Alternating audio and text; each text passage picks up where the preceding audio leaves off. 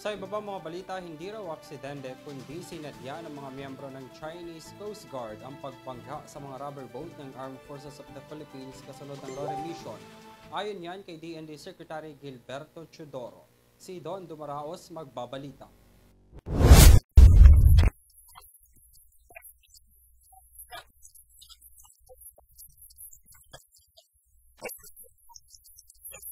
Hindi hihingi ng permiso ang Philippine Navy sa sino man kahit ang RORE dahil ginagampanan lamang nila ang kanilang tungkulin ayon kay Defense Secretary Gilbert Chodoro Jr. Sinadya umano ng CCG ang pagsampa sa Philippine Navy vessel upang hindi makapag-supply ng pagkain sa Sierra Madre ayon kay Chodoro.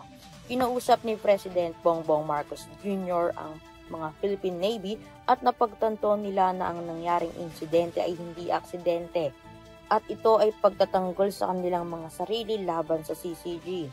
Tiniyak din ni Teodoro na ang patakaran ay hindi magbabago at ipagpapatuloy nila ang RORE sa Ayungin Shoal.